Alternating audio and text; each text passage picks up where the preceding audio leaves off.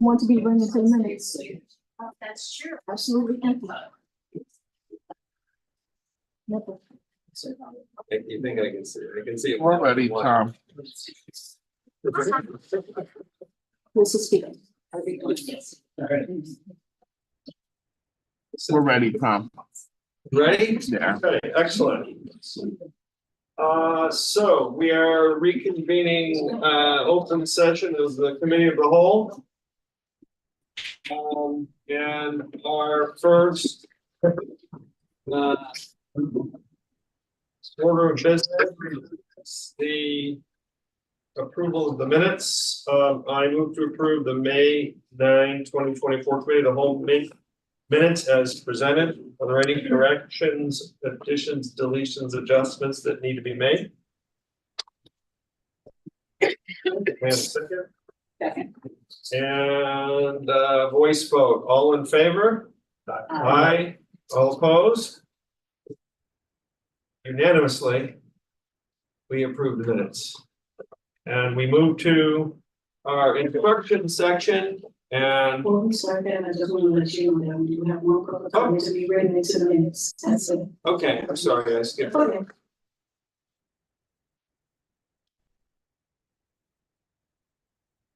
Ready to go? Yeah, you wanted. All right, it is not the usual modus operandi of this district to recognize folks at the committee of the whole meeting. But we have a special reason to do so today, and I want to draw our attention to this. So we have one of the persons going to speak in a moment here. But it is my pleasure to recognize 5 members of our community who have served for the past several years in various capacities as members of our Husky Boosters. And they're all here today, sitting in the second row. Oh, no, one in the first row. Hello, Sylvie.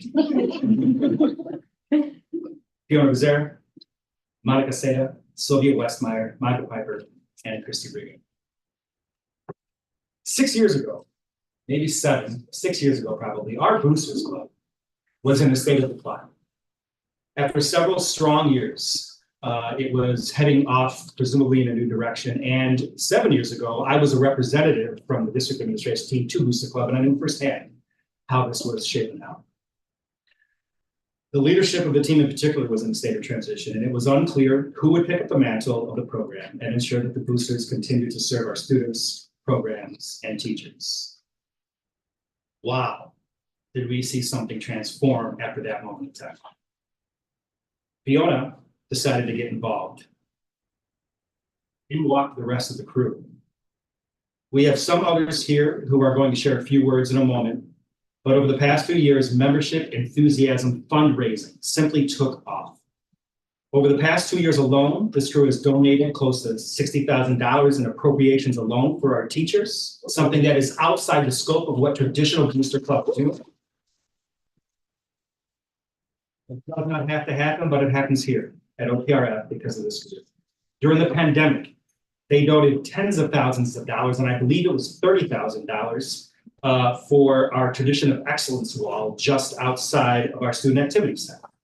A year ago, as the board might recall, they donated another $30,000 and were the initiating force behind the fabulous mural project that is now an artful, beautiful piece on the west side of our high school. They've been a ton of fun to work with as well. Tomorrow is their also annual golf fundraiser, and so I really appreciate the fact that you all are taking valuable time away from prepping for that event, which I will be at, to be here tonight at my request. So thank you very much. So before we offer a small token of appreciation to the 5 of you, I think it would be best to stop hearing from you. And let's hear from one of our teachers who have benefited directly to the work that you have done over the past several years. There's a whole crew in front here to support you, but please come on up, Giovanni. Want to be here or sit down? You can do wherever you want. I'm not right here. Make sure the mic is on, hit the button, on the mic, at the bottom. Oh, Make sure it's green. system check 1. Thank you. Good evening. My name is Jim Giovanni. I'm a physical education teacher and the director here in Maryland. And I've just completed my 24th year at this high school as a teacher. I'm humbled to stand before you today to express the heartfelt gratitude of our physical education department for the generous donations that we've received from the OPRF Booster Club in recent years. The OPRF Boosters' unwavering support has made a significant impact on our program, benefiting students in numerous ways.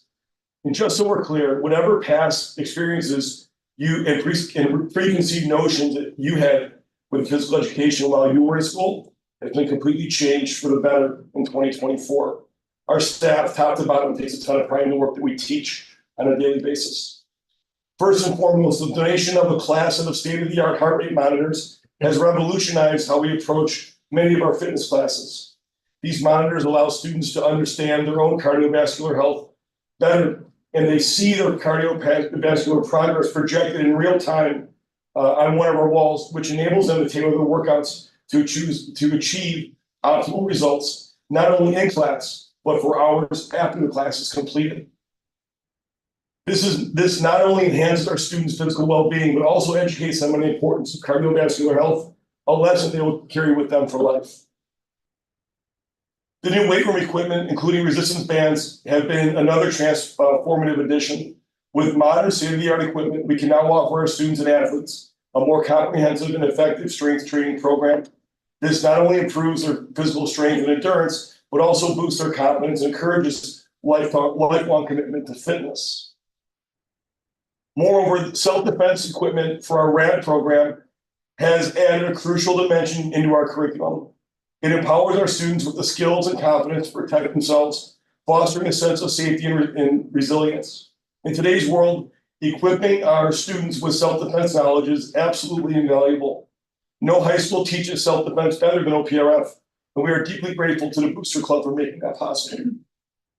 In conclusion, the support from the OPRF Booster Club has been instrumental in enhancing our physical education program.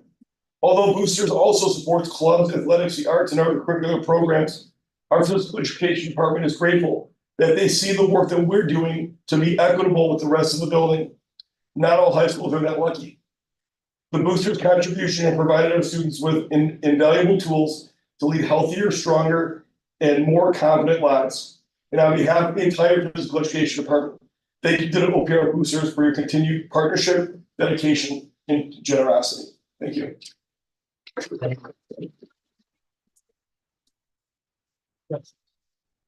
So if you could, I want to come up and say a few words. You don't have to, but you can if you'd like to say something. No pressure. Yeah, I think. You've been voluntold.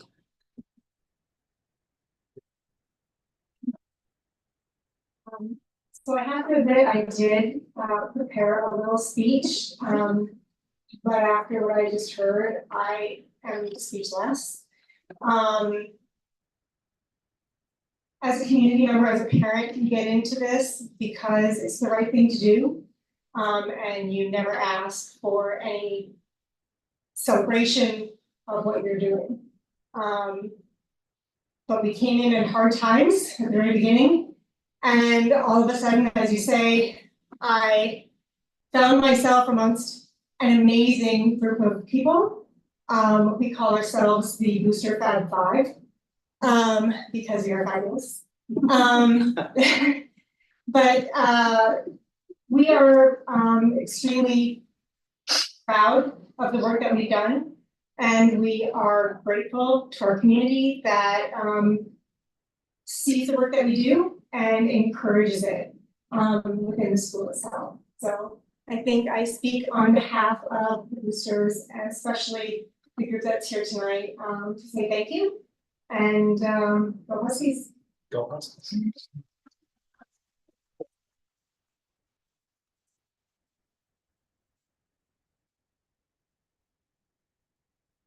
Well, in light of everything you've done for us, this is the smallest of tokens of gratitude, but if you could all come up. Let's get the Fab Five up here. And Monica. Mark, you were into Sylvia. Thank you. Thank you. These are this is very nice. And Great. thank you. Thank you. And thanks. Right. very much. Let's Thank you. Yeah. thank you all. I guess, yeah, we should also thank those who did come to our meetings and endured our spiciness. Yes, yes. Spice, that's true. Once a little. Okay, okay. You have the five. Okay. Fab Five. That was great. Perfect. You're gonna have to switch together a little bit. 1, 2, 3. Yeah, 1, 2, 3. Great, thank you. Thank you. Thank you.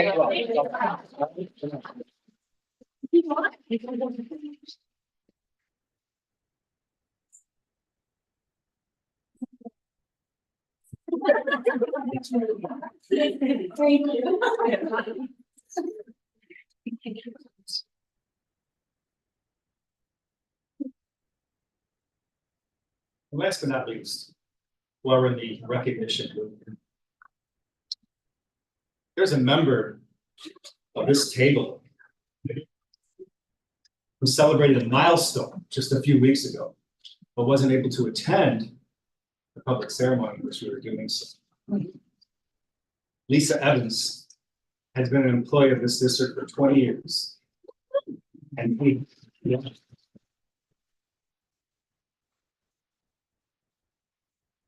Lisa, you're invaluable to the district, you're invaluable to me, and you are loved by many in this school.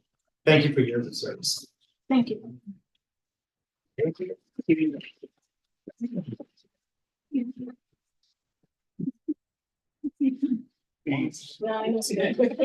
I want this meeting to keep going, let's go. Oh. She's gonna make a speech at the podium. No, she's not. She won't. Okay. All right. That's. That's our celebration time, right? Yeah, that's right. Okay, take the ball on our campus. I will. All right, so next up is our campus safety procedures update. This was something we had talked about. This is something we had discussed providing the board in the past. And it is going to be presented by Assistant Principal of Operations, David Rain, Principal, Assistant Superintendent, Linda Parker, and it is in line with strategic plan priority 2, board goal S2A, and board policy 7.9. So without further ado, I'll turn it over to the two of you. Good evening, everyone. Not the PDF, You're- was that just the screen? Just to Okay. remember. Okay. Thank you. So we are here to present the updates to the campus safety and recommendations for new procedures for our safety and security personnel as requested in the superintendent and board goals for the year. We provided a document inside of the board report, and David Moraine, our assistant principal of operations, is going to go over some key points in this document, and then we'll be open for any questions or comments that you have. David. Hi, guys. Pleasure to be with you here tonight. My second time being in front of you, so it's a little easy on me. But you have the report in front of you. And I will say there were some challenges this school year. As you know, we two campus safety directors, and also had 2 security teachers.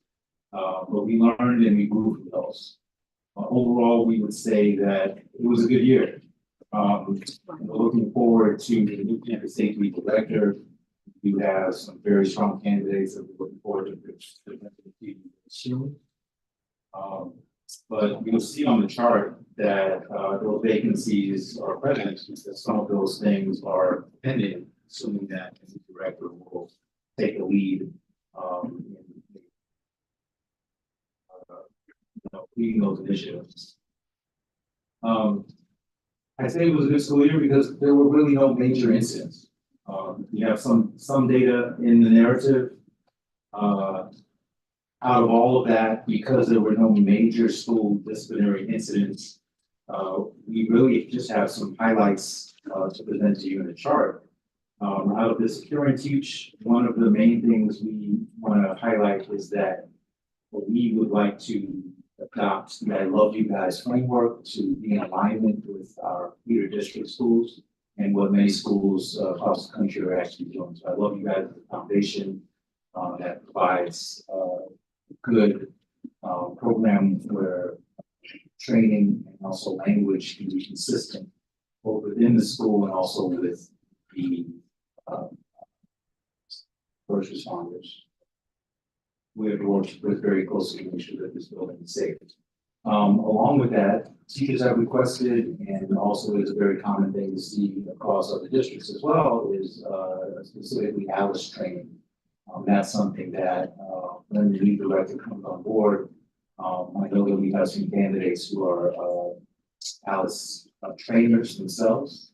Even if we land on someone who's not, we have candidates who are both familiar with and can bring in people to staff. So that is something that is a high recommendation from us in order to prepare our faculty and make them feel safer in the event of a major school incident. Other than that, our focus shifts towards turning our practices on the campus safety team towards being more proactive, less reactive, more preventative. That's why you'll see references to de-escalation training and relationship building, trusted adult systems, mentoring. Now, these are not things that are necessarily being initiated within the campus safety department, but campus safety is ready, willing, and able to become a part of that system. Because we recognize that when students have good relationships with the adults in the building and have a good support system, they're less likely to become involved in situations where discipline becomes necessary. The other major thing that came out of the data, and there is some data from a trial that we participated in, is vaping. Now, vaping is an epidemic across the entire country. Haven't spoken to anybody in any district that has really solved this issue. In the trial, we can see that there's a large number of, we did the trial with 4 bathrooms in the schools, so even there, you can see an average of over 20 hits per day coming out of each of these bathrooms. I will say that those are not even considered the high traffic bathrooms for the behavioral crisis centers. Now, there is the only item that comes with any cost on the entire chart is a vape detection system, which Linda and I are not bringing to you as a recommendation and an ask. We're really here to kind of present it as this is an option. Other districts are participating in it. It has pluses, but it also has minuses. There is really no guarantee that that system really even addresses the problem, because what it's doing is detecting that vaping is happening, which may or may not have the intended result. It may just actually move the vaping to other spaces besides your bathrooms. And so what we have as a district really have to do is ask ourselves, is that the approach that we want to take? Because vaping is really at its root a social emotional concern. We have to ask ourselves why students are vaping, especially why do they feel the need to vape, smoke during the school day, and bring it into the building. That becomes a wellness concern, so there are definitely initiatives happening in the school outside of the safety team that speaks to wellness, social emotional learning. But from a campus safety perspective, one option that you do have is the vape detection system in the lab. So I'll leave it at that and open it up for questions.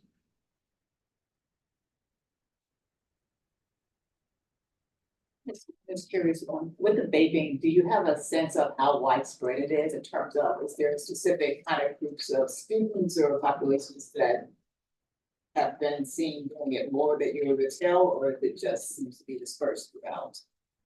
I would say dispersed throughout. If there was a way of knowing exactly which kids were vaping, I don't think it's a huge percentage of the overall population, but it is prevalent enough to be of concern. Obviously, concern if those students are continuously doing it in bathrooms and other students who don't participate in that, they're just trying to simply access the bathroom and have to be exposed to that. So it affects, the population in other ways because other students are exposed to it. At its root, we can say that the students, there's one common thread, it's usually students who are experiencing social emotional concern. So you have something that is at the root that's causing them to experiment with this type of behavior. Unfortunately, they're not seeking help. But they did show that the young men are a little bit higher than the young ladies. and that's just from the detection that it's. And I appreciate the comments on the detection system in terms of the pros and the cons, and so your responses there, and I'm taking right now, is there much evidence in other districts, or other places that use it? In terms of whether it's been, I guess, helpful and what their goals are. I think it's still in the very early stages. I think several years ago, part of the hazard detection system, unfortunately, it wasn't effective because students were able to basically damage the detectors that work. But these new detectors that are coming out have a system to prevent that from happening. So because we've had upgrades in technology with instant Wi-Fi connection to the detectors and cameras located outside the bathroom that activate as soon as somebody comes near the detector. These detectors are going to stand the test of time, so they're being advertised as being more effective, but they're very, very. The response from the vaping tube would be to be conducted through the BEP.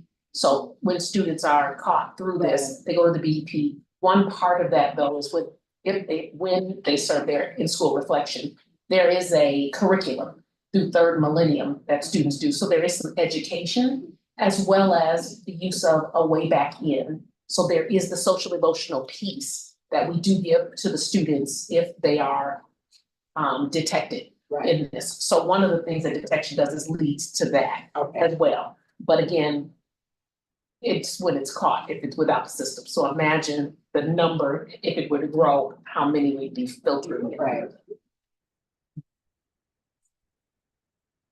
And, you know, a couple of questions. To stick with the vaping, I know it's been a great concern for a while, and we got a whole bunch of letters from the freshman English classes this year, and several of them had to do with vaping in the bathroom.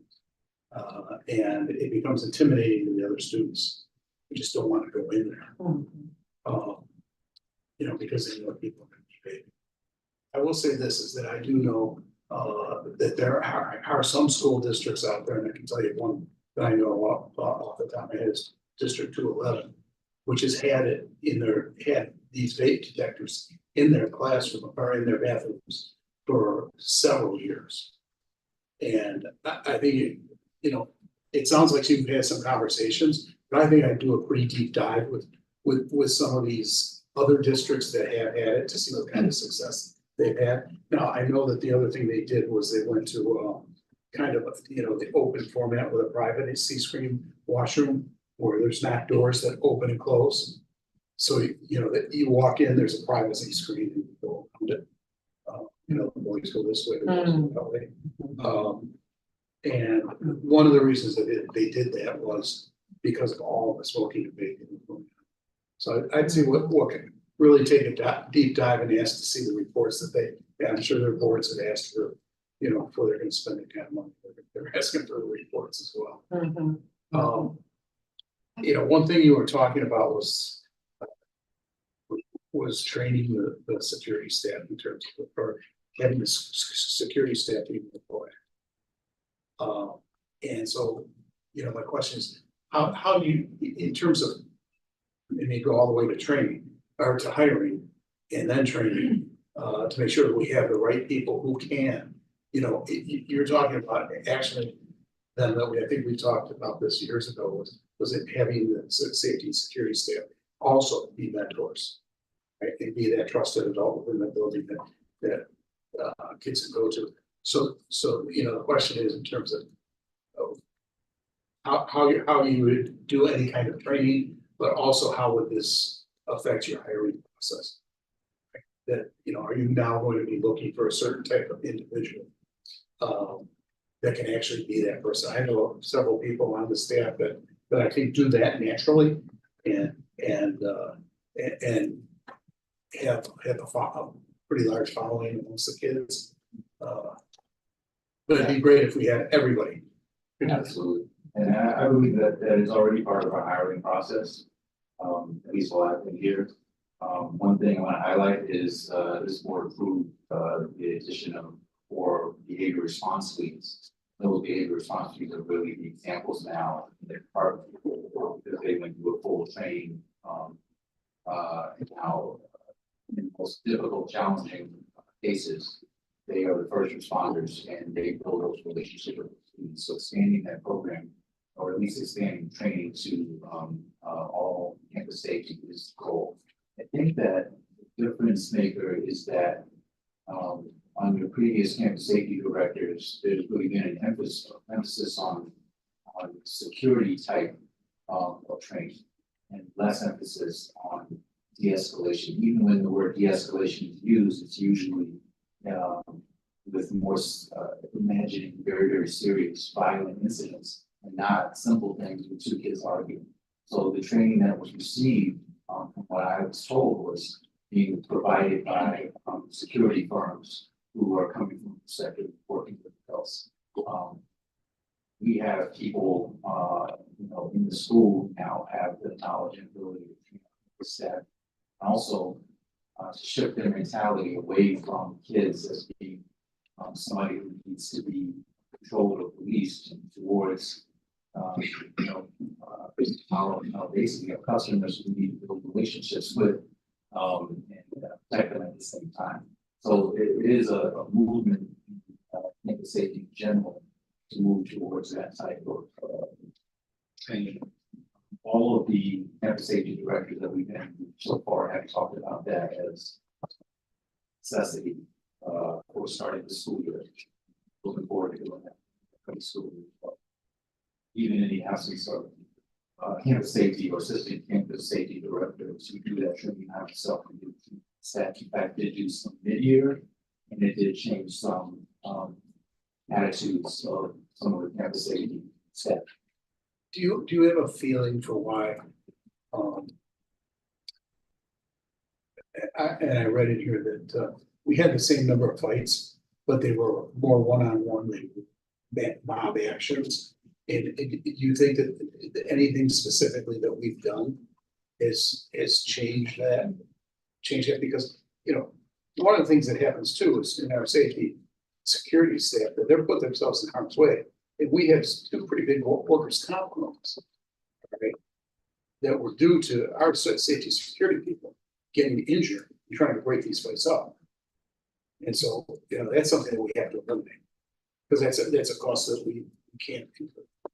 We spent a great part of this year too, in terms of just within building the culture within the students of understanding that we're trying to be a community here in terms of how we're relating to one another and who to go to when there are concerns that you have. I don't want to say there's any one thing that could point to that, but I have seen students be more responsive to seeking out adult intervention and going to their deans or going to trusted adults in the building to say when they're having issues or conflict before it just becomes we're just talking to our other peers and we're handling it ourselves. So I can't say it's any one thing, but I do know that we worked a lot on just educating students on who to go see and what to do in these situations and how to make sure that they're lessening. Just piggybacking on that, we are here talking about campus safety, but that work is really largely led by deans. 3 of the deans are really newer this year, but one of the things we highlighted today in the AD is the cohesiveness of that group, consistency and approach to the way that they deal with students through restorative justice practices. I believe that has had a great effect as well in preventing conflicts from becoming fights or become large fights. Thank you.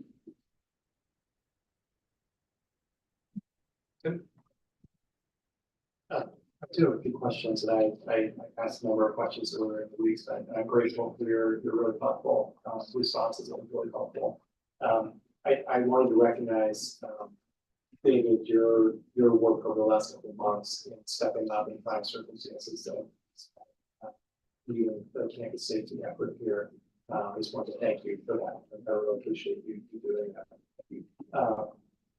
I do have just a couple more questions, really more clarification, things I didn't quite understand from your report.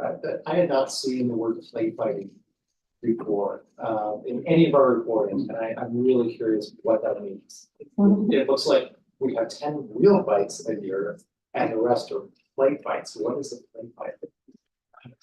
Play fight is a very common occurrence. We even saw them occurring when we went over to middle schools for our good gap conversation. Kids are friends and they are pushing each other, shoving each other, and sometimes hitting each other in the arms. And security will run to it and say, whoa, whoa, whoa, what's going on? And they'll laugh. Or we're just playing around. Mostly among boys. Very rarely amongst girls, but it does happen. But those are still things that lead to a report and a disciplinary action? No, not a disciplinary action, but they are reported. The reason why they're reported is because they very often, we are trying to stop the play fighting because they very often turn into real fights. Yep. So when you're play fighting and you think we're playing with each other and somebody takes it too far, now it becomes a real fight. We respond to it as if it's a real fight and it's reported just to consider further action. Is, you know, you don't have to answer this now, but I wonder if that is a tweak that we should make to the EPP. To delineate that and better describe the behavior. And certainly in our reporting, you know, we reported far more fights than that last year and this year. So breaking it out and saying, really, there were only 10 real fights that's news. That's significantly different than we have reported to the public over the last 2 years. It has its own category in the breakdown of the section, but when you are calculating everything that is a contact, it comes up in that count.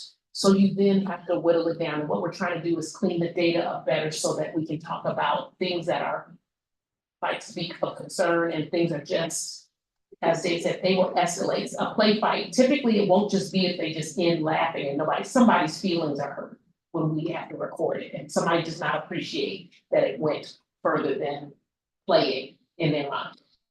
So that's how it gets recorded. Got it. And so there's like kind of disconnect between the reporting and then the narrative that sort of comes out of that.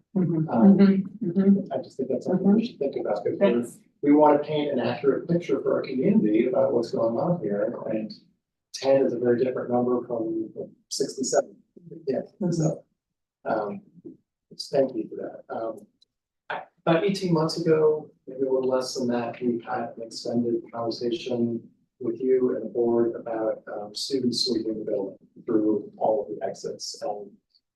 Well, it was a recommendation and some pushback and a revised recommendation. I'm really curious what has happened over the last year based on the changes that were made. I think there were some additional security people hired. There was a change in technology. There's you know, sort of centralized viewing of what's happening in every exit. Are we tracking at all what, you know, so if we've made progress? Do we know if kids are leaving, exiting the building during the school day less, more, the same as a year and a half ago? What's going on now? We are not tracking it as we did when we led up to that report, and that is mostly because we know that we're not going to be able to have anybody at each door ever to completely stop it. We do have our eye in the sky now, which was one of those hires. That's the person who's watching the cameras. And if that person sees someone going out the door, she does radio it to the people who are driving outside the perimeter. And if there's a safety support person nearby at the door who can then see it, she will also send a picture from the camera to the deans to say, students leaving out of this door. Students do still leave out of the doors though, for sure. We are not tracking at what rate though. And do we think that's something that's happening throughout the day, every day? Is it really isolated? Just, I mean, give me a sense of. I don't want during the lunch period is higher. Yep. And then of course towards the end of the day. Sometimes it's really is just kids going out the wrong door. And then you have a right to leave the building, you have to sort of be a way out of the building. Other times, of course, it is if it's not what they're supposed to go. There are other ways to also address that.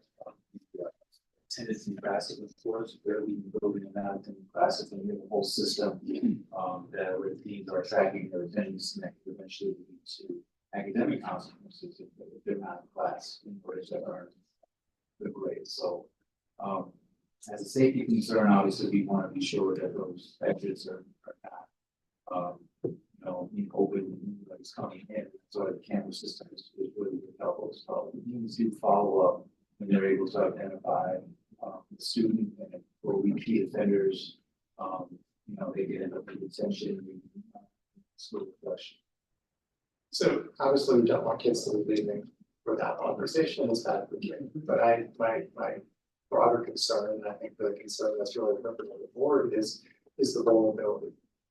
Is the camera, the external camera, the eye in the sky that is manned by something central, do you feel like that is sufficient to not have that be a vulnerability? Because that's something that terrifies me, that we have open doors all around this campus on a daily basis. And so I'm just really curious if you think that the measures that we've taken are sufficient.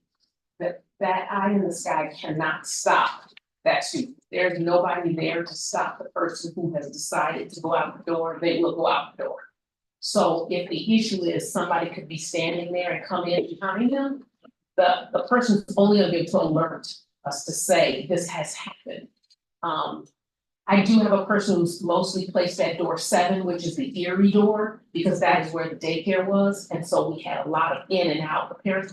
That person has been very successful in halting anyone from going in and out. And because they're sitting there, no one's come in, of course, because they've monitored it. If a child just has blown past them, which really hasn't happened. But that's how it stopped. So if we're talking about stopping it completely, it takes a. But there also is some technology there as well, so as soon as that, door is hit, an alarm does sound. What we determined was that alarm wasn't necessarily routing to the camera person, and that's an improvement that we would like to do as well, which according to P&G, buildings and grounds is possible. So now the camera person is immediately alerted, as opposed to alerted by a security guard who hears the alarm, and will move faster and will be able to sing to make sure that nobody was coming in. So if the focus is, the concern is about anybody coming in to that vulnerable spot, we can at least verify that has do a quicker investigations. I will have a lot more questions on that, but it's probably, those are probably questions that I should hold for a couple of months. Yeah. Yeah. That's what I have new leadership, which is one more question. And that is, the context of this is that in the wake of February 14th, we've heard from a number of parents that their student was scared, obviously. The families were scared, the students were scared, and they didn't feel like they had, there wasn't a formal processing for them in the following days. And I know we did a really good job of offering that kind of processing, offering services. I also know what a great job we've done over the last year of bringing all of our faculty into the mental wellness space, and with our monthly periods devoted to it, our faculty members engaged, our students engaged in that effort. And so there's a line in the report about enhancing restorative justice strategies for classroom teachers, and you connected that to the emergency protocols. I'm just really curious if that's where you're going with that. Is we also heard from teachers in the wake of February 14th that probably the most difficult thing for them was during that extended period after the bell rang and the students were not, moving to a new classroom. That's when all the students were like, okay, something's up, this is bad. And the teachers didn't know what to do. They felt ill-equipped to really manage that situation and weren't sure what to, how to process that with their students. Is that what you're talking about in that passage, that additional training for our faculty so that they are able to, they feel better equipped to manage that situation, or is it something completely different? They're connected, but also separate. So the first thing is that what came out of that, securing teachers, I think it's been reported to this board, passes a largely for greater communication. So we created a system, not only revamped the incident command structure, but also, this was referenced in the questions that we created a system where district administrators, when securing teachers call, will now be stationed throughout always, usually with the teachers that they normally supervise. So that communication can flow much easier directly to those classroom teachers and then of course to the students. So that is to create a greater sense of calm during teach. The key is that we are safe, that we are investigating something. If we were not safe, we would be following a hard lockdown. So to continue to send that messaging out is what we hope will assuage some of those fears. What I'm referencing in the report about shorter justice in the classroom is something that is overlapping across multiple areas of the building. Linda and I are both working this summer to prepare professional development for teachers of session that will be offered in the school. These are practices we're going to base it in literature and research. These are practices that teachers can incorporate into their classroom culture that would help build relationships with students, but also really teach students how to navigate conflict or any situation that they encounter that could get them into a disciplinary concern. There are ways to layer this into your curriculum, no matter what the content is. It really is just good practice in general for all teachers in terms of building a good classroom culture where students trust the teacher. And research shows that when they engage in these types of practices, it not only has the benefit of reducing conflicts and discipline, but also has the benefit of increasing learning time because students feel safe in the classroom and trust that teacher. So it really is really good work that is being done in many other districts, and not just Linda and I, but deans engage in that work throughout the school year. They offer sessions throughout the school year for teachers to opt into to learn more about these practices, and there's a lot of good work coming out of the office that would be our trauma interventionists who can go into classrooms and work with students and teachers. Thank you.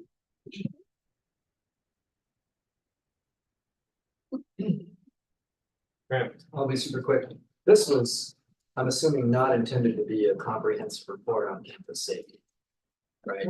Okay. Probably get something like that eventually down the road. Out the fall. Yes, especially once we have a director, because we really want that person to be the key voice to what's happening going forward. Okay.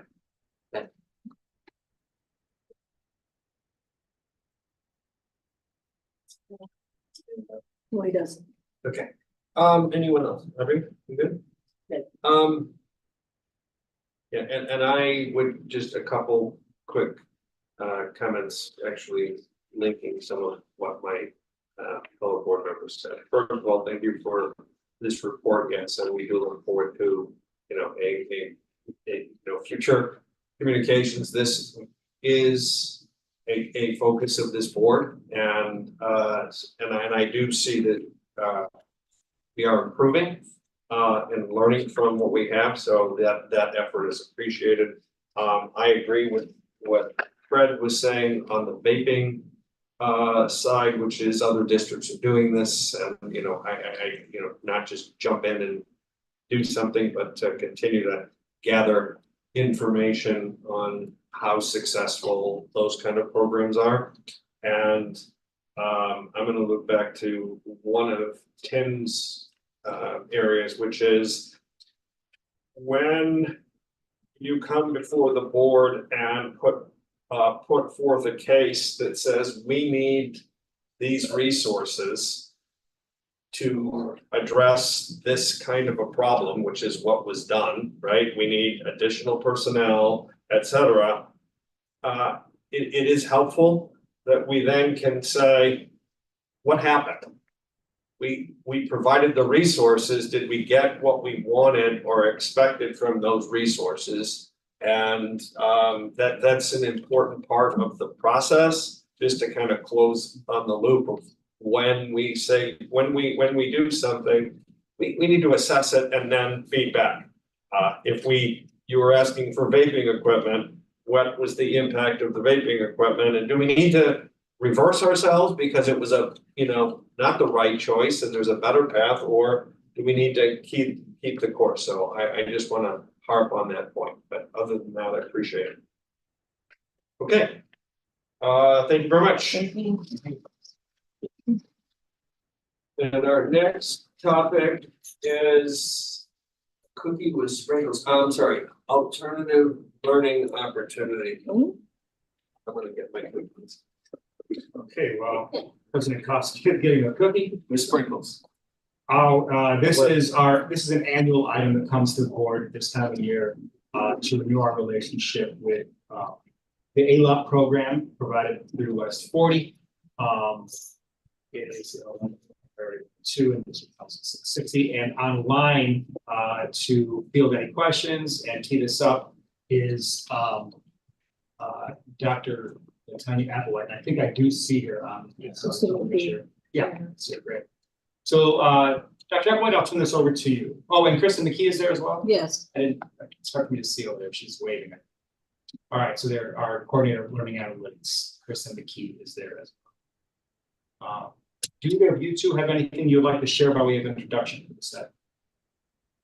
No, I'm ready for any questions if there are any questions. We are bringing back the renewal of this intergovernmental agreement, as well as 2 additional programs that we use, which be the regional safe schools program, as well as the high needs alternative learning opportunities program. So there's nothing else to say other than that, unless there are any questions.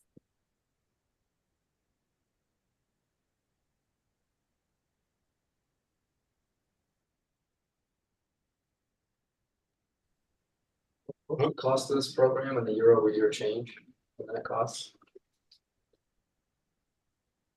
I'm sorry, can you repeat that? Right. How much does this program cost and what's the year-over-year change? So the current advocates that we've had for, I want to say 6 or 7 years, I can't quite remember. Because that goes through EBF funding, there's really, really minimal cost to that. Latanya or Dr. Applewhite, do you remember? It's something like $34, $36. So yeah, about $34 for the 2 advocates we have that are full-time, full year. The one thing that is that Dr. Applewhite mentioned, which is the regional safe school and the high needs, there is listed the tuition in there, which we budget for about 2 students, but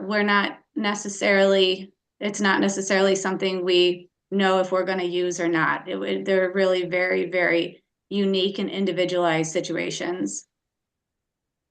And then budgeting for these 2 students is based off the fact that we had 2 students in the program this year. Okay, thank you.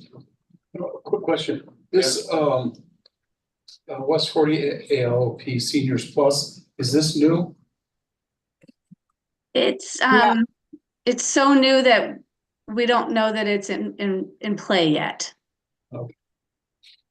They are working with Triton, and so we kept it on there in case it does develop.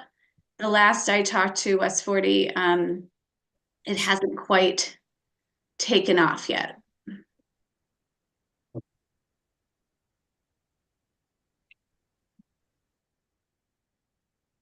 Okay. Thank you very much. Thank you. Thank you.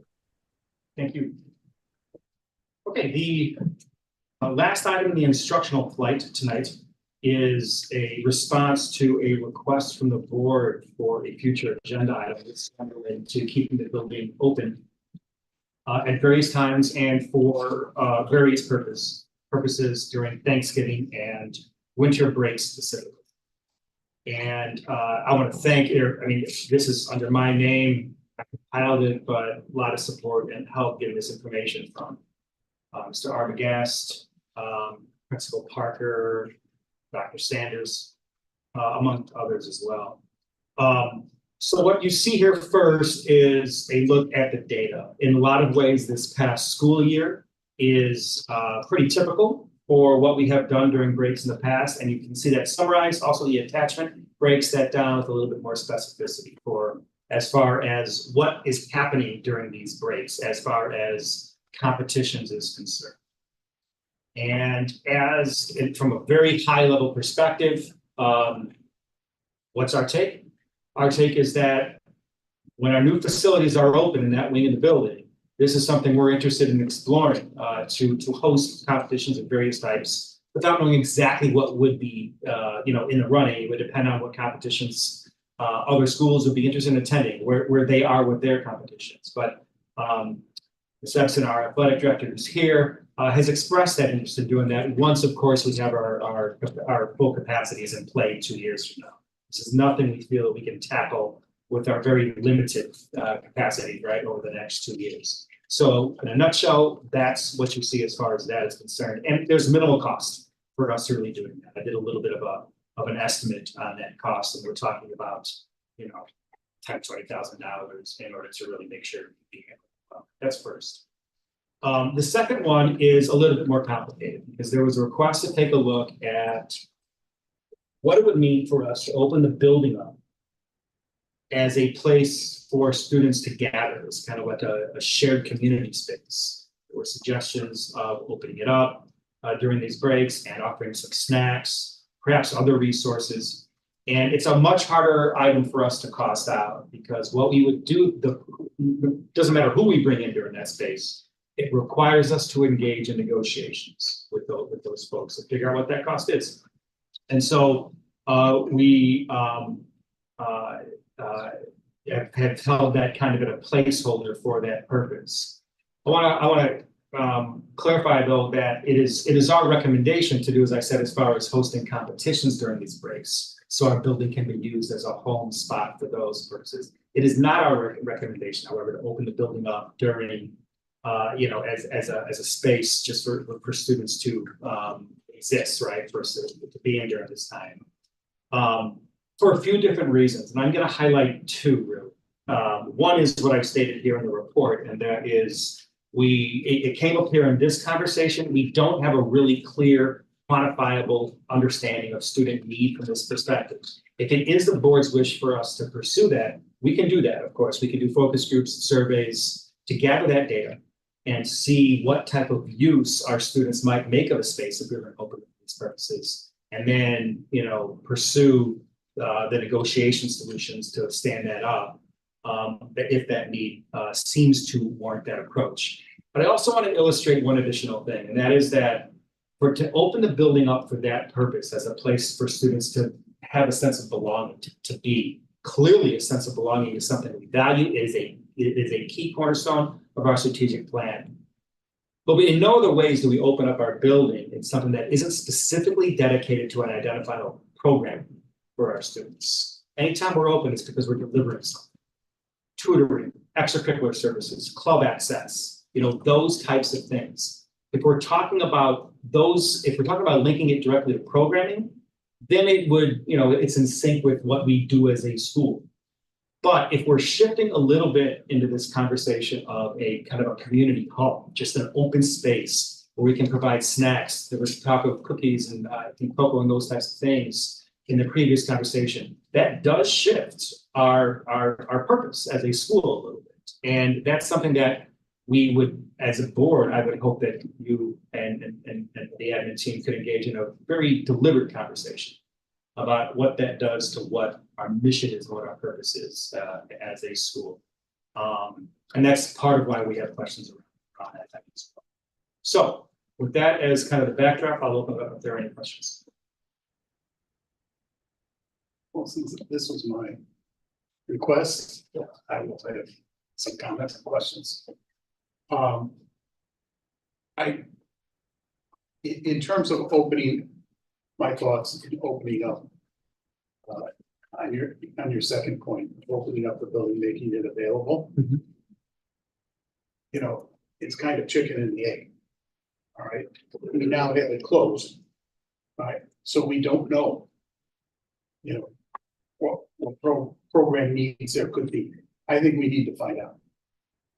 Okay. We've got our activities director, we've got our athletic director. I'm sure they could rattle off the top of their heads. All right, but the fact that this has become socialized over decades to handling it this way. All right, of course, there's not going to be any and anything that stands out that says, yeah, we need to do this. But I think we need to find out, we've got facilities, we just built a beautiful resource center. It's got a maker space, and it's got all sorts of things, even a studio in there, a radio, television, and so those are the kinds of things that I was thinking about. Right, and I think we just had our, he left, but our intramural, the head of intramurals here. Okay, I'm sure he could, and I know well enough that he would put together programming in a heartbeat for these kids. And the question is, yeah, do the kids need it? And we can certainly focus groups, survey, etc. Can I ask clarifying on that? Because the way you responded is actually a little different than how I understood our board meeting. And actually, I think it's frankly a little different from our current practice. So we are currently open during winter break for one of those weeks and during Thanksgiving break for practices. And we see that data in here. So if intramural practices are something that we would want to do during break, we could do that. I'm just saying the sky. I just want to make sure that's clear. The sky is the limit for whatever our kids might desire. Fair enough. Fair enough, yeah. And the other thing is, it is clear that it's open towards the end of the break. You can see where there are, at the very first couple days, and then the last weekend where you can see that there are competitions. But the other problem that's been problematic is having access to them. And the kids who do belong in the building, the kids who do that are on this list, and you see them, having to go to practice or to a competition, an away competition, but actually having access to the building. There's so many times, when we're going to you go to a meet that for a wrestling team where you're weighing in at 7 o'clock in the morning, you may be meeting here at 5:36. And when there's no access to the building and they can't get into their lockers, get their equipment, that's a problem. But I think my thoughts were going a little bit beyond just the competitive teams in terms of use. And I thought that was part of the premises of how the Imagine program was developed and having this common space. All right, so that you can keep kids, at extended hours in a safe area within the center of the building to have access to. I see. I want to clarify your request. This is helpful. So it's specific to program that your request exists, not merely an open space for hanging out. Is that right? Absolutely. Very clear. All right. All right. Okay. Yep. Greg, I want to be really respectful of how much disruption there's going to be over the next 2 years. And the very people who likely have some role in opening the building the way that we're discussing are the very people that we're piling the most work on over the next 2 years. Nicole, G, our facilities team, our security personnel, all the folks that are going to be dealing on a day-to-day basis with that disruption. We're basically saying, here's one more thing.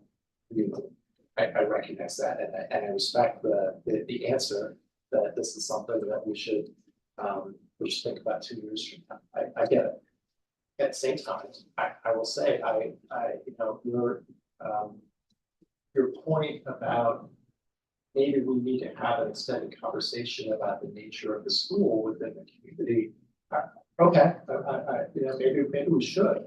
And I'll tell you, my thinking on that is really born out of my experience at Chicago Public Schools, where many of the neighborhood schools within CPS are exactly that. They are the hub of the community. They are the lifeblood, the meeting center, the beating heart of the community in which they're found, and they are open from, from early in the morning to late at night. Often with guided activities, but often just as a place for kids to be that is safe, that is away from their home, and a place where families know their kids can be and they're going to be okay. And I realize that Oak Park River Forest are a different kind of community. That parts of Oak Park River Forest are more affluent. The kids have a safe place to be, either in their own home or in a neighbor's house. But I think we have a lot of families, and there's a lot of kids in our school who don't have that. And for an extended winter break, providing a lot of our students safe haven, a place to be that's outside the home, I think that's valuable. And I think it's something that, if that's something that we need to arrive at through an extended conversation, then let's have that conversation. Because to Fred's point, we invested a lot of treasure with a lot of our community's resources already in creating a welcoming space for our kids. I think that we should be using that space as often as we possibly can. So happy to have a conversation for as long as it takes. And if this is not something we're going to do for the next 2 years, and this is something we need to look at for 3 years from now, then let's look at it for 3 years from now. So I think that it's something that would benefit a significant and vulnerable part of our student population. Thank you. I have clarity, just on that point, and I'm sorry to jump in, but I just want to make sure I understand fully, right? I think it's very clear already, but you are doubling down on Fred's comments, but also extending it to this kind of safe haven, not necessarily tied only to program. Got it.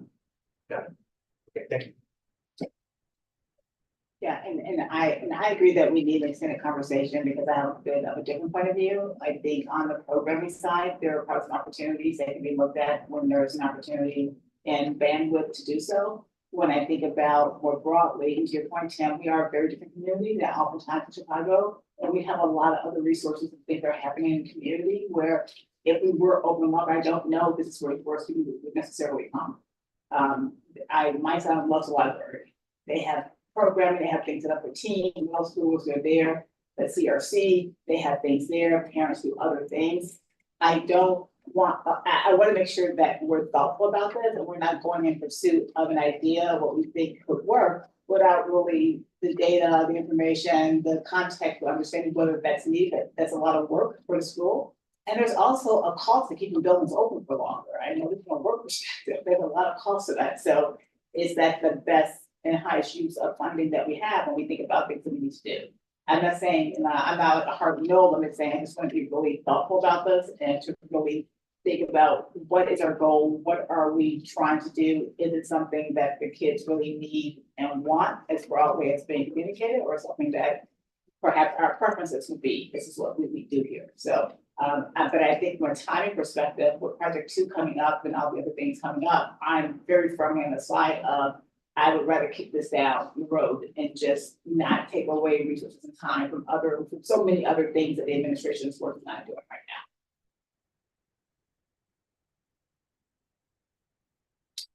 now. So I think I'm gonna reinforce a couple. Jonathan. Okay, good, yeah. Jonathan, go ahead. Just to take what Audrey's saying a little further, that I think the at the very least something that we could do immediately and do a better job of is adding to the communications arm, synthesizing what is out there in our community and making sure that we're communicating that to our OPRF families prior to the break. That's a real easy way to just make sure that our families are educated on what activities and services are out there. So that's all. Thank you. So 3 things. Focus on Project 2 for the next couple of years. I'm in agreement with those that means we can't. 2, the data is pretty clear that we're at a disadvantage from a competitive sports standpoint, and that's not fair for our families and our students. And so that one's in my mind an easy one. regarding the other part of the discussion, I'm in support of what Audrey was saying, which is we have other resources in this community. And I would say we need to partner, reach out to them. CRC is just, they are talking about the swarm of students they're getting.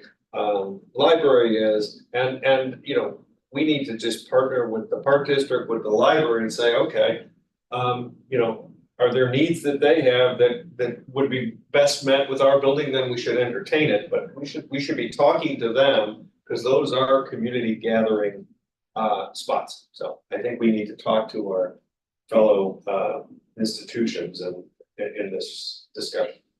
I want to add a clarifying question to the second of your 3 points, the other two I have down.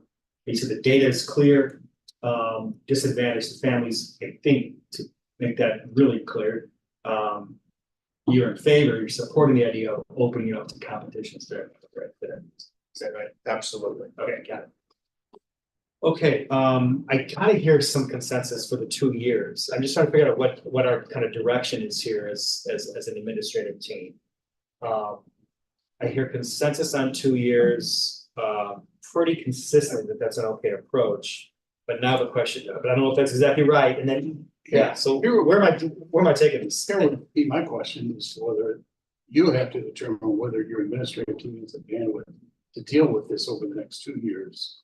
Or if this conversation needs to be pushed down the road for 2 years. My recommendation here is based off of my assessment of that band, right? We're saying let's hold for 2 years because of what we have going on right now. You can see some heads nodding in the back. That's fact.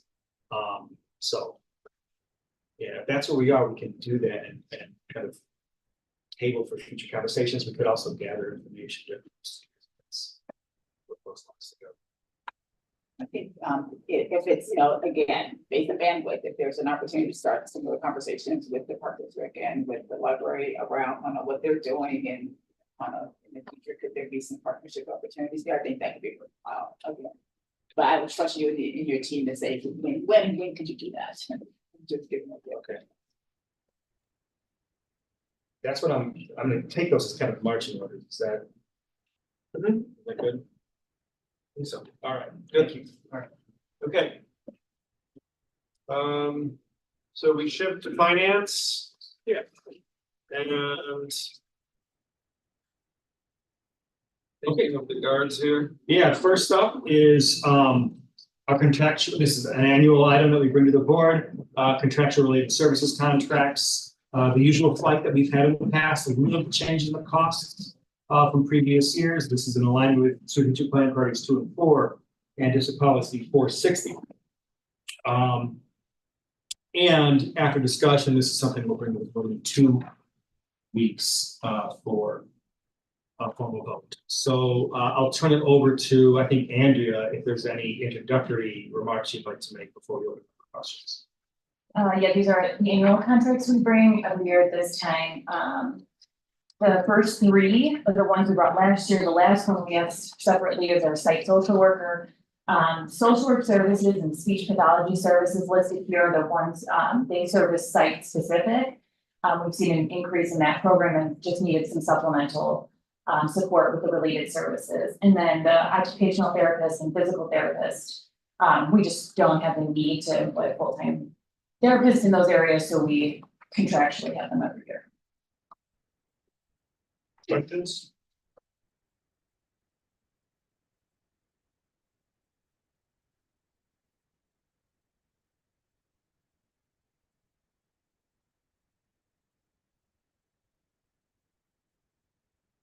I ask questions and, and I just, I'll state it, just there's a need for certain minimal information when we're looking for dollars.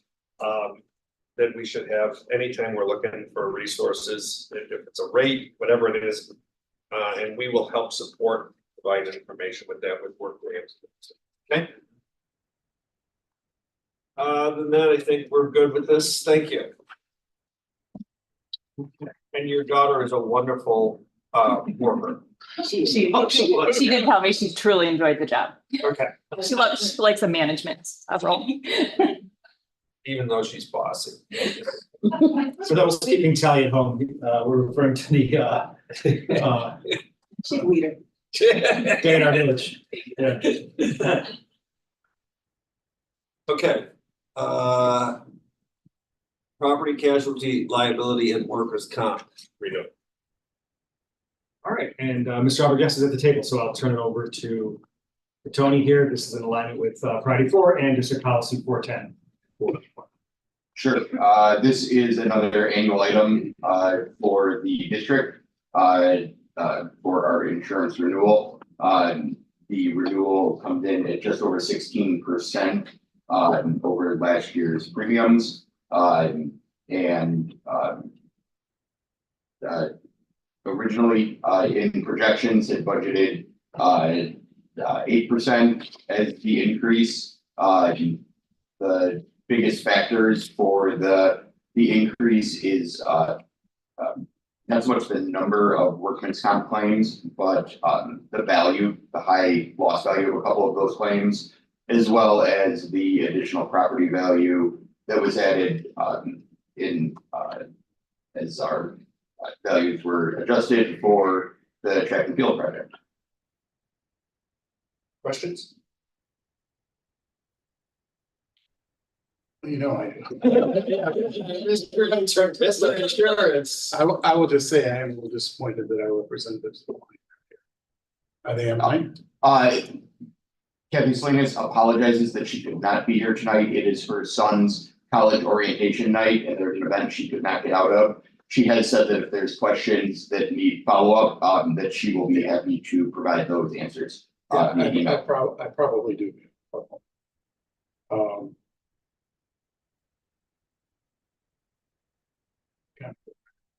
So we've got a 16% increase. We have a considerable increase in property. And then the other big one is workers' comp. I did want to know if the property rate increase is driven by, there's like a $12 million increase in property value, and how that was determined. And if this rate, if the difference between what's driving the rate, is it the increased property values or the actual rate itself? And so I kind of like to know what that breakdown is. Sure. And I will make a note to get that from Kathy right now. I can't say in our conversations, we did talk about the rate renewal coming in more than expected due to both that 12.7 million increase and the 3 large property claims that happened throughout the year this year. Right. Well, I know about 2 of them. Or I apologize. There was the one we had the sprinkler break, the fire, and then there was the hood issue from April. But some of the claims, yeah, but it was in April, but work did not finish until into the after July 1. Okay. So it kind of carried into both years. Gotcha. It said that our cyber liability is, that was just a tentative. Tentative quote, we will have final numbers. But he said it was going to be flat. It looks like which it's is flat, yes. What I'm seeing in the marketplace is flat to, -5 to 10%.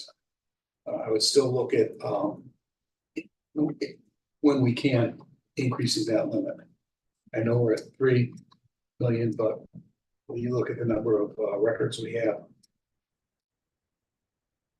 that a breach would really get us.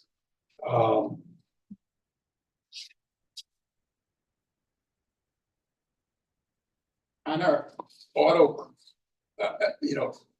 looking through the loss summaries, I appreciate these because I think it makes it something really easy to identify where our problems are. The one question I have, the auto claims are not designated whether they are liability or physical damage.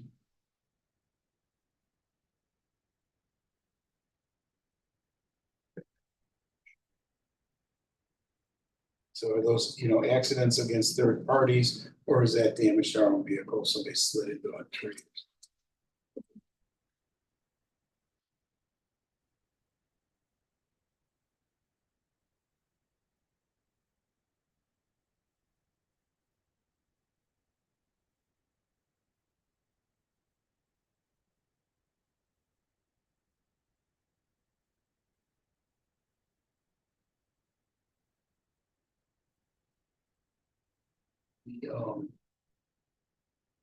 The, the claim on the sprinkler head, which was, it's incurred for $870,000. That's a huge claim.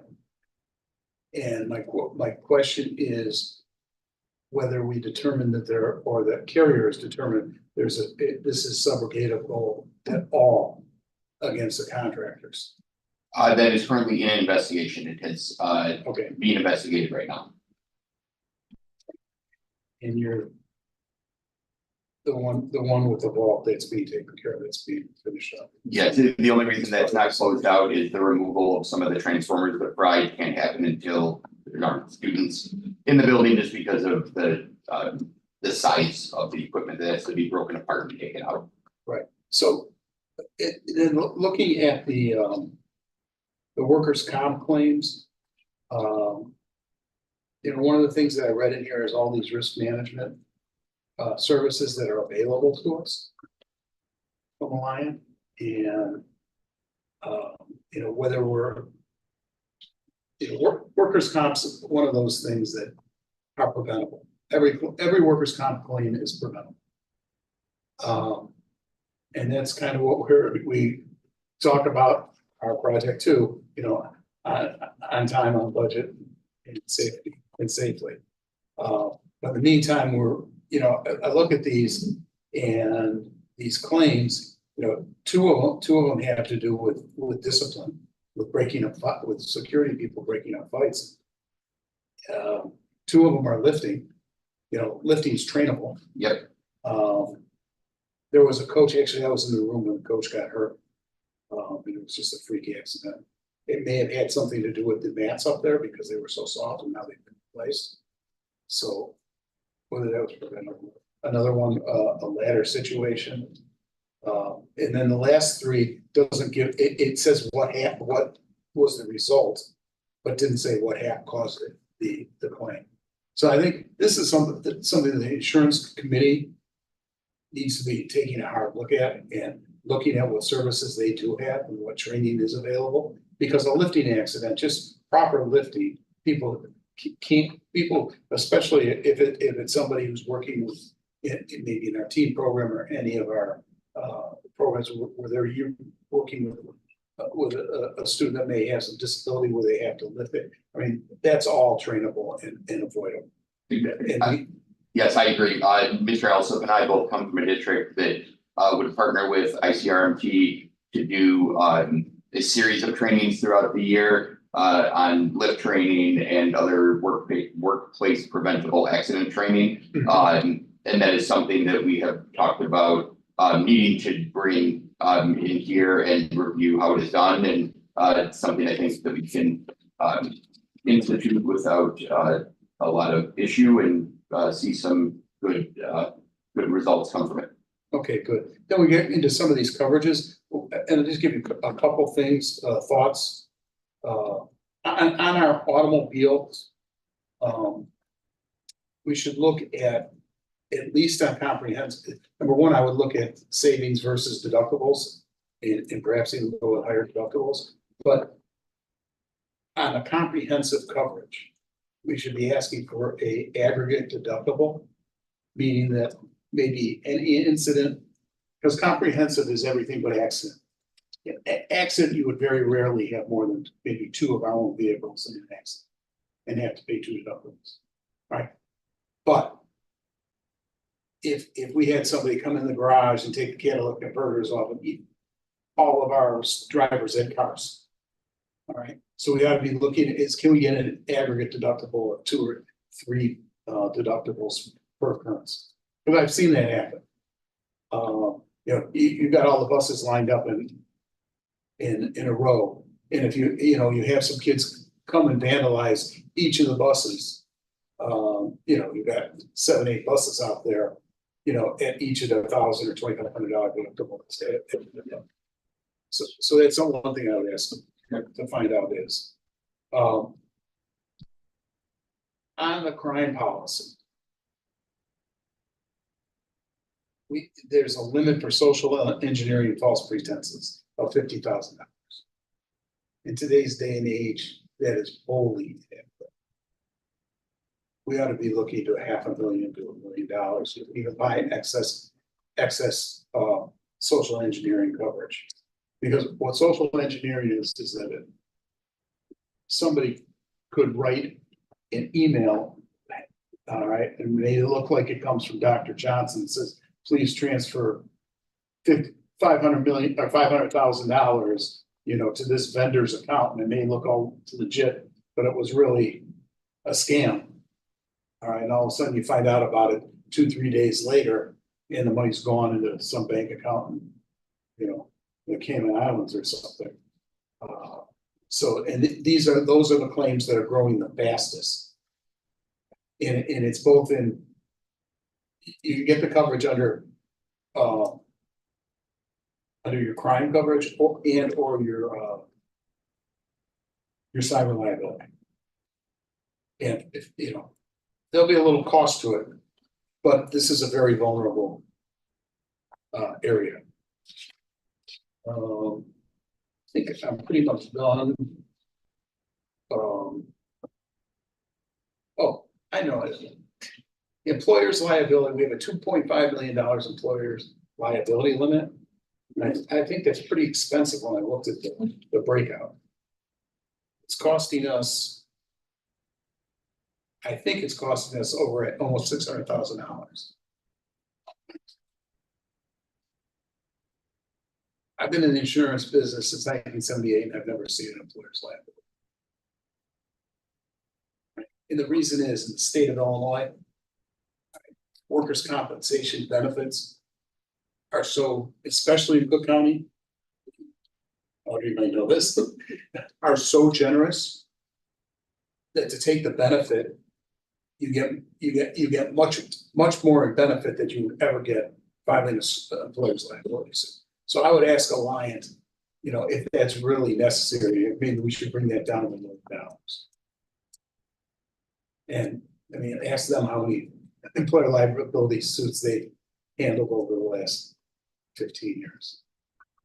And they're very, especially now if you're in a different state, that maybe in Indiana, yes, but because of how rich the workers' compensation benefit laws are in this state, you rarely ever see these things. For a living? I coach wrestling. Yeah. No.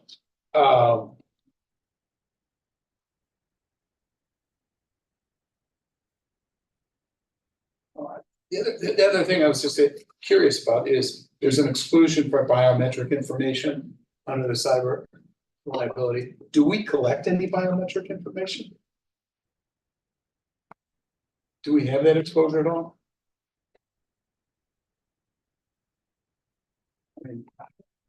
I don't think any more than where we used to have that function on here where you thumbs. Yes. Roxanne is signaling something and it's important, but I don't know what it meant. They clock in and clock out, but we don't use the fingerprints. It's an employee. So we don't do it. I think just make sure there's not. And then the last question I have for them is there was a sheet that had optional or target coverages on it, optional coverages and the target coverages. One is directors and officers liability. And I'm wondering why they're offering that when we do have, I thought that was what our, what do they call it?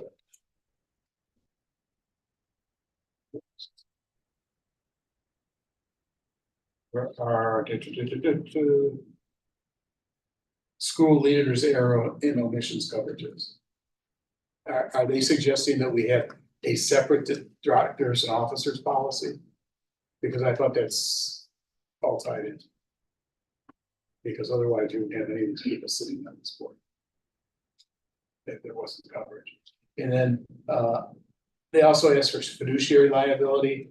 You could have a conversation with them about that. I don't think we're managing any, are we managing any funds on behalf of other people? I mean, we deposit funds into plans that somebody else manages, right? Correct. The only one that there's a gray area on right now is the new TRS SSP plan where they tried to back away and put the responsibility on the district. And there hasn't been there's been pushback from both sides on where that responsibility lies. Okay, so I'd get an explanation from him as well as to why they think we have an exposure issue liability. That ends my question. Sorry that it took long. Audrey. Thank you. So I have a question and a suggestion. On the question side, it's the training that you mentioned in your past experience, sort of done with the insurance and workers' comp side to help with that. I guess more broadly, maybe Greg could do as well, is in terms of our focus on a safety culture. I guess from a school standpoint, have there been any effort that you put forward or things that we have planned? Because there's one thing to train people, so you should do this, but another thing to change and shift the behavior to actually make it happen. And so just curious in terms of how the administration is thinking about what kinds of things can be done to really reinforce and embed that in a way that makes it more likely that the training will be followed, even need to train. You are referring to specifically those training measures that. Workers' comp, right? So the training around yeah. workers' comp and being able to take advantage of training that's available from our partner, and then also how you reinforce that so the behavior actually changes.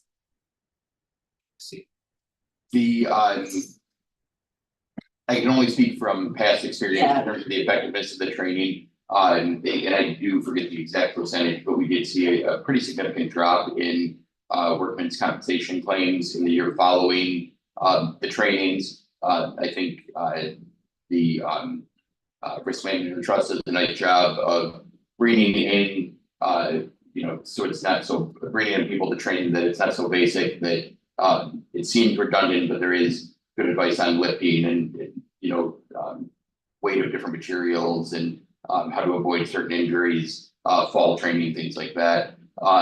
In terms of incentivizing the need for safety, that's something that I couldn't speak to today, but it's something that we'd have to look and really implement in the training, see the effectiveness. If we're not seeing the training being followed, I think a bigger conversation would have to happen, whether it's being blatantly disregarded or if there was a misunderstanding of proper ways to go about certain things from the training and a follow-up would be needed. That's very good. Thanks, Tony. And then my one suggestion is for the next renewal, make sure you talk with Fred before you do the proposal. That's a good one. Jason? I did, but he took all my questions. He took the words right out of my mouth. Wow. Yeah. Sorry. I read them right off here. I had a couple for you, and they're not. One, just clarification, because Fred, you mentioned the committee, the insurance committee, and I just, this, because there's the insurance committee, but they don't deal with any of this. Is that correct? To my understanding, and I would have to verify, I believe it's health insurance based. Correct. So I just think and whether that's right or wrong, I mean, because workers' comp and when you're dealing with safety is something that's tied with people, but I know you were saying committee to committee. Yeah, I thought that was everything. No, they just stand corrected. They just well, but is there a need? So the second kind of related comment, and I think Audrey, I've made observations over the years, and I'm from a heavy manufacturing business, and it seems like our workers' comp, it is Illinois, okay? For a school, it's as much as a heavy manufacturing site. So that tells me in terms of the dollars, tells me, you know, we don't look at it as seriously as where you're, you know, heavy manufacturing, where your fingers are. So one ask that as a board, we can do right now, and we've said it, but I'm just gonna make it. Project 2, we've said 3 things, okay? And we've said, and I'm gonna just say, moving them first. When we report out on Project 2, which you will be doing to us frequently, the first thing you should be reporting out to us is what the safety performance has been. First thing. Okay? And then financial, and then time. But those 3 things are what we've asked. That's saying we're serious because it has been mentioned by other boards. Are we all okay with that? Okay, so that's just steady. Okay. The other question I had was related to the sprinkler situation and the subrogation issue, which I don't fully understand. So my question is this: if indeed the investigation finds that it's third party, okay, will that claim be removed from our history? Yes, it's reimbursed, once we receive the dollars of a month. Yes. Okay. So I did have one other thing. Yes. Just, we never got any kind of report on the OSIP for Project 2. Okay. You know, what it's gonna cost, how much we save from our subs enrolling, et cetera. Okay. Yep. Okay. And Project 2, big sign that so many days from, you know, we're 325 days loss free. Claim free. Excellent. Just any situation. Yeah, I mean, those are the things of a culture that I'm used to from an operating environment. You walk in and the first thing you see is a sign that says that, and that sets the tone. Yep. Okay. And important. And it means something to us, and that's what I'm used to. So, okay, thank you very much, Tony. And the third topic is the always asking a lot of insurance questions. Now, always contract extension. Okay. So this is, again, an annual item of the board for special education needs, priority 4, aligned with district policy 460. And it's something that after discussion will bring the board in 2 weeks for approval. And I'll turn it over to. As I said, I'll turn it over to Alex. Always is a specialty transportation provider that transports medically fragile students that couldn't normally go on special education buses per student. They have agreed to keep the rates consistent at $207.05 per trip. That pricing again will remain flat from the previous year, and that is something that the district is annually reimbursed then 80 to 90% depending on if there's any proration through the annual transportation claim from the state. Not sure if there's any questions on the topic. We this year to date we paid out for the current year $85,081 to them for this service. Not again, we're closing out bills and so getting bills in. So I don't know if that'll be the final number, but that was what's been paid to date. The budget for next year right now stands at $126,500 for this vendor. The other thing is it's we always have to account for a little bit of cushion in case additional students need this service throughout the year that we're not in the initial projections as we go into the budget season. I mean, when you budget this out, don't you know that the students that we have that'll return, and then do you contact the our feeder districts to find out if there are students coming in so we can get an idea of what we'll use? I mean, that was like 300 some odd trips. Yeah, so this particular company we utilize for therapeutic day schools. And so depending on if we place a student mid-year at therapeutic day school, we potentially would need to add an additional route. They're able to transport students with higher needs as well. Any questions? Thank you. We'll be seeing this in 2 weeks. 2 weeks. All right.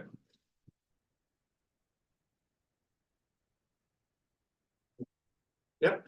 All right, next up, shifting over to our policy items, and the last item for our admin to share out tonight is our communications update. This presentation, this information to the board is an annual one.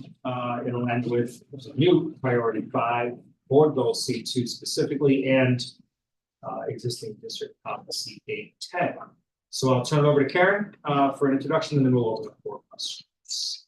Yeah, as Greg said, this is an annual requirement of policy. We've gotten much more strategic as far as our communications go. It's now a part of the strategic plan that you all approved recently. We have the communications starting now. And as read in the report, we have a strategic communications plan that is well underway. So happy to answer any questions you all have.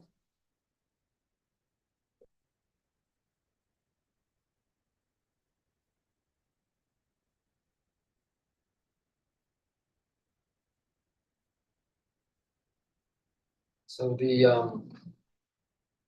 D200 update going out to 26,000 residential addresses.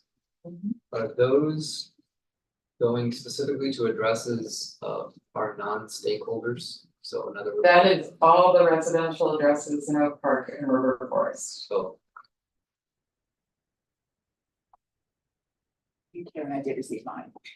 I have not received mine, don't and I'm gonna be making a second call to the post office. I called the South Oak Park post office 2 days ago to Yeah. notify them. I still haven't gotten it, so I'll be calling them. That's kind of why I was wondering.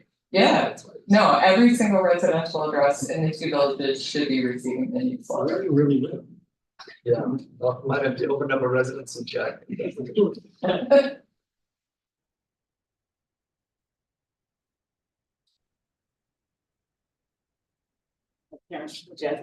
Just feedback from, I actually was at a luncheon this week and ran into one of the parents who attended the focus groups, the communication Oh, that yeah, yeah. summer. It's like, oh, wait a minute, I saw you at a focus group, and we just got into a quick conversation appreciating the reach out and the ability to come together and give feedback and talk about, we talk about this topic, we talked about, I hope, and mentioned she hoped that it would happen again. Oh, yeah, I'm planning, I budgeted for 4 of them next year, so for sure.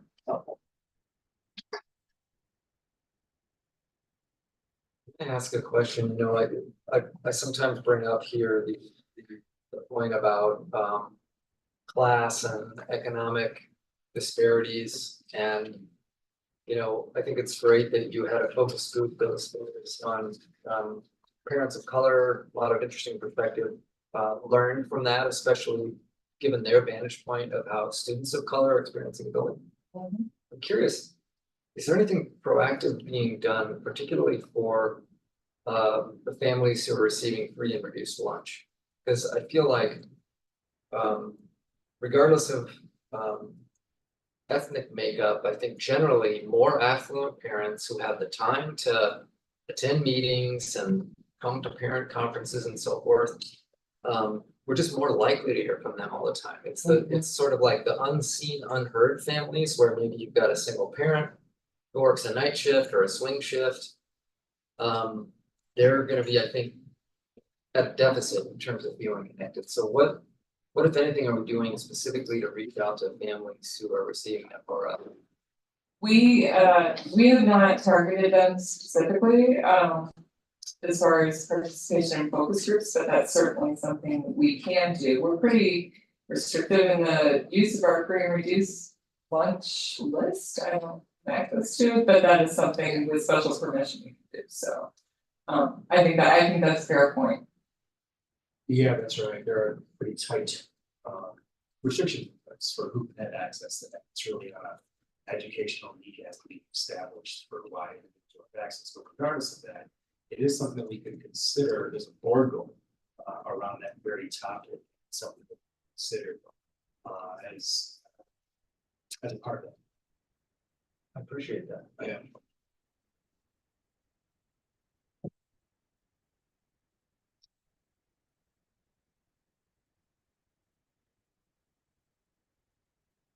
Other questions?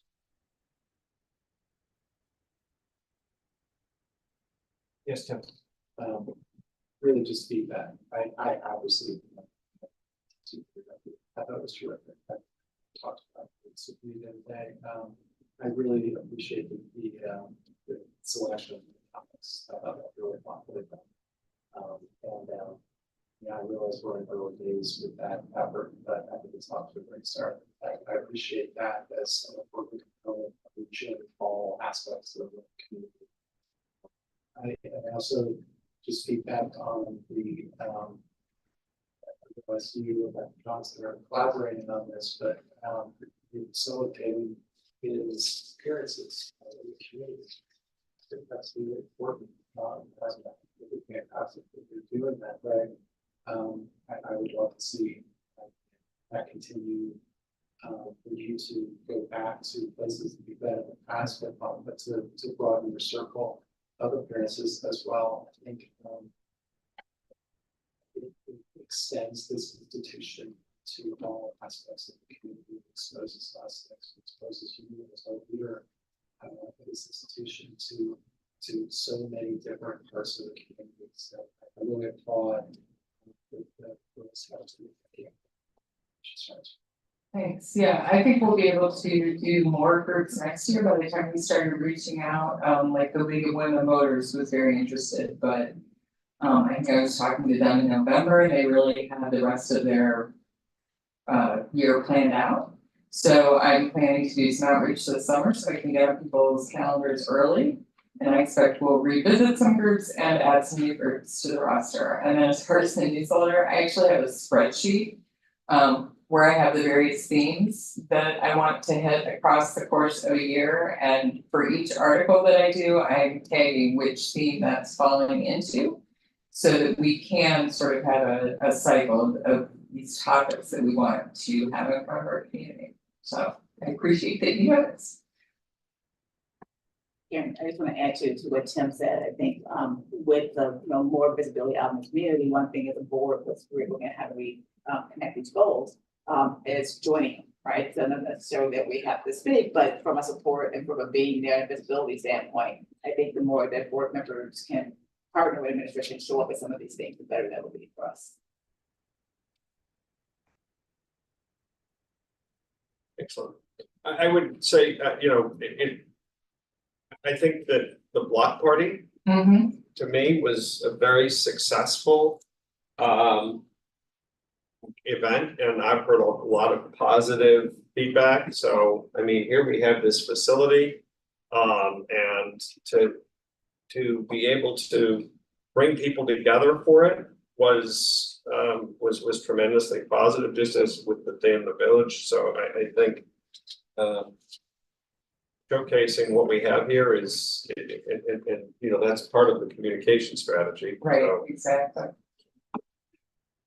I don't know whose idea it was to put us next to the Imagine Foundation, but that was brilliant. So we didn't have to answer any of the questions. I was pretty deliberate in my placement of all the tables. I did a couple of walkthroughs to figure it all out. Great. Very good. Thank you.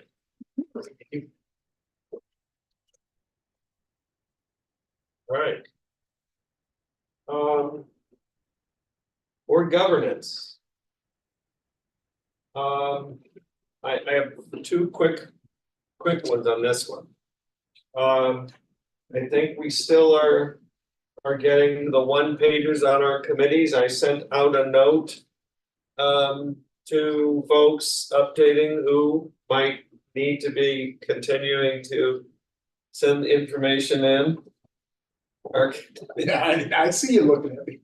Well, deservedly so. I know. Good, okay. So that's an open piece. You're wrapping up some things on the norms and such, okay? I have a topic I wanna bring up related to governance, and it actually came out of another meeting where at COG or whatever, but and it's in alignment with that, you know, one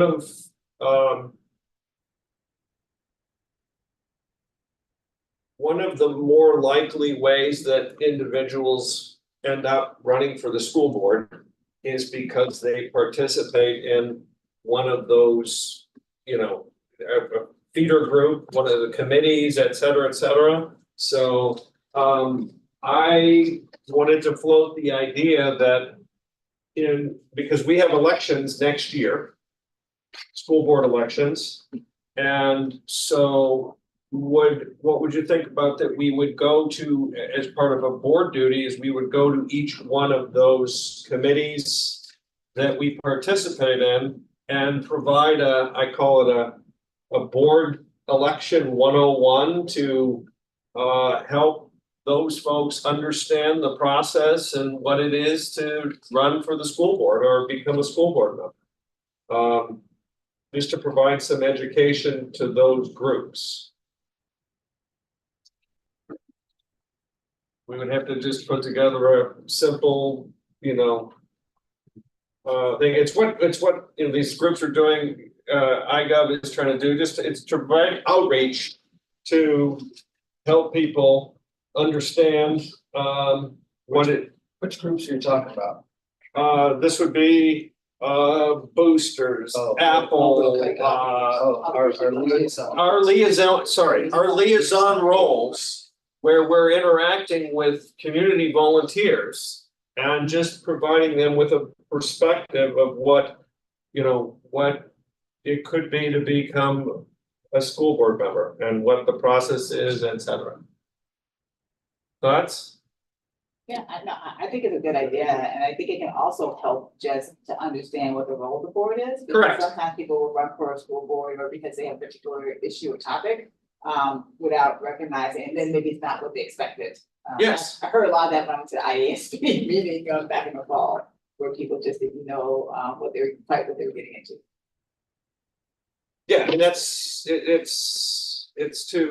there's a multiple series of questions that you would want to answer, right? Which is, what is it, you know, what's the process to, you know, become a school board member? What's the responsibility when you do it? What are all the wonderful benefits, right? So that's just some kind of that would be for every one of those entities, just to try to let people know about what might be another opportunity for them to serve. Okay. So I can kind of, I'm involved in dialogues with this, with both iGov and other things, so I can kind of maybe put a starting point down and then bring it to the group, and we can have others fluff it out, and you know, we could have it as one of our responsibilities during the course of the year for the role for each of our liaison roles, that we make sure that we schedule it. Good. Anything else from anyone else on governance? Okay, so on this one, we can talk again to talk about process. The self-review for the board is out there. The date is there. I have to check what it is. I think it's July 1st. It is. I'll double check it. Okay.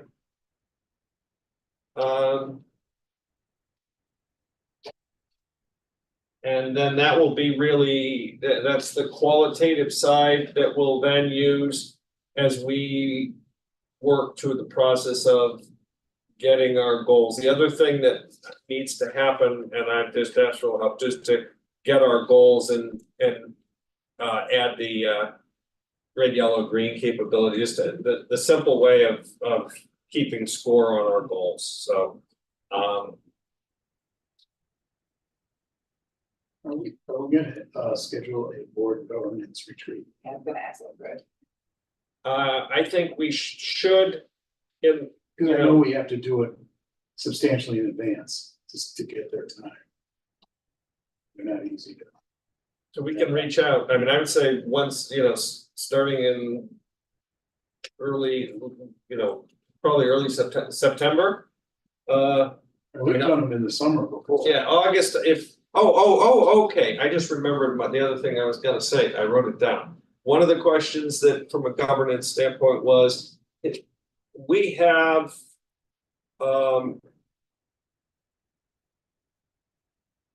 had a calendar where, and this is in my tenure on the board, where we took July and basically simplified it to a single meeting in July, okay? And I'm seeking consensus on doing that. We do have some of this performance evaluation work to do, so we do need to meet, but my recommendation is we would have the July 11th meeting. Is that the date, Graham? Yes. Okay. Is keep that date and make it be a regular board meeting, right? And cancel the July 11 and 14 is 25th meeting. No, we only have one. We only have one meeting. It's not. It was only 11th Okay, period. good. So we're good for, we only have one meeting in July. Correct, and it's a special board meeting, so it's not a committee or. Okay, all right. So we've already scheduled it that way. Okay, so should we keep? Let's keep our schedule. We're good. All right, so that, so the question at hand is having a retreat, and I think we can start scheduling it and seeing how quickly we can get someone in. With the time frame being sometime between mid-August at the earliest. And the end of September would be kind of the window to look at. Does that work? And okay.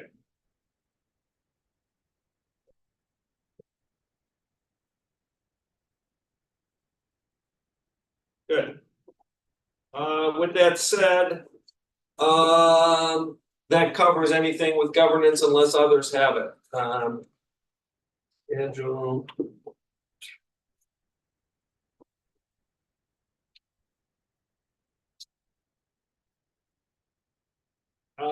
Future agenda items. None. Yeah, you look like you're ready to. I do have one, and Yes. it's a renewal of one, but I just wanted to urge the administration to elevate an AI inquiry, and really where I'm coming from on that, Greg, is I've had multiple conversations with parents over the last couple of weeks. It's really weird how this is kind of all coalesced, but parents are bewildered about what the rules are or what they are, and they're trying to help their child navigate the rules. Yeah. Their kids are doing the work, and then the parents are trying to help them. They're reviewing the work, and the parents are, because the parents have already incorporated into what they're doing professionally. Parents are saying, "Hey, let's run this through ChatGPT and just see, if you're missing anything." And then they're both sort of looking at each other, saying, "Are we cheating? Is this allowed? Yeah. Can we add something into the essay?" So it's been conversations like that where parents are really looking for direction from the school as to what's allowed. I know this is continuing to be a really fast evolving place, but some sort of a indication to our families at the start of next school year. I'm sort of, what's definitely allowed, what's definitely not allowed, what we consider to be, in between, if there are just kind of best practices in using it that we can share, whatever we can share. Thank you. and we don't normally kind of respond right on the moment, but I'll throw this out right now. There are some internal items that we definitely communicated during the school year to the extent that we could, and we understand these things at this point in time. However, more learning is going to need to be, ongoing. And we actually have an administrators academy, which is a intense day-long professional development. It's scheduled for next Thursday, actually, we've been today with our admin team. Topic, it's all about AI. So, we're continuing to lean in, and I think not only parents, everybody else is going to want communication about how schools are functioning. So, thanks for that. So, Right? Any others? Hearing none, I move to adjourn the committee of the whole meeting at 9:38 p.m. and ask for a second. Second. All in favor? Aye. Aye. All opposed? Our meeting is adjourned. I call to order the special board meeting at 9:28, sorry. At the boardroom of Oak Park River Forest High School, and ask for roll call. Ms. Williams-Lee. Present, thank you. Dr. Livingston. Here. Mr. Brisbane. Here. Mr. Arkin. Here. Mr. Brandhorst. Here. Mr. Kowski. I'm still here. Okay. Are there any public comments? None, sorry. Okay, so we have 4 action items. And our first action item, I move to approve the personnel recommendations, including new hires, transfers, summer hires, and resignations. Second. Are there any questions or discussion? Roll call, please. Mr. Arkin.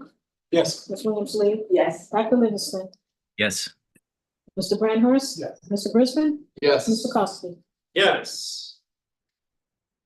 Okay, our second action is I move to approve the memorandum of agreement with the faculty senate to amend Appendix D leadership stipends of the 2022 through 2026 collective bargaining agreement, adding 2 $10,000 leadership stipends for the new athletic coordinator positions.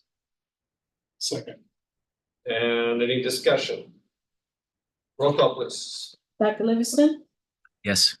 Ms. Williams-Lee. Yes. Mr. Brisbane. Yes. Mr. Brandhorst. Yes. Mr. Arkin. Yes. And Mr. Kowski. Yes.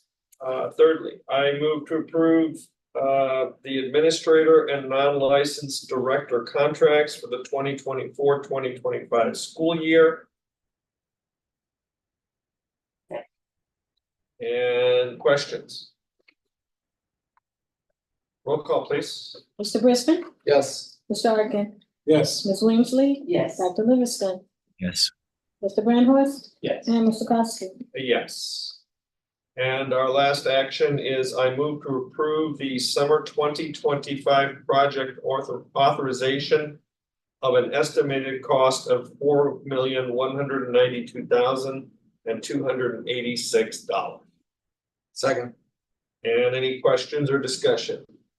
Seeing none, roll call, please. Dr. Livingston. Yes. Ms. Williams-Lee. Yes. Mr. Brisbane. Yes. Mr. Brandhorst. Yes. Mr. Arkin. Yes. And Mr. Kowski. Yes.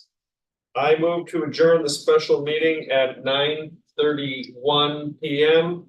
Second. All in favor? Aye. Any opposed? We are adjourned.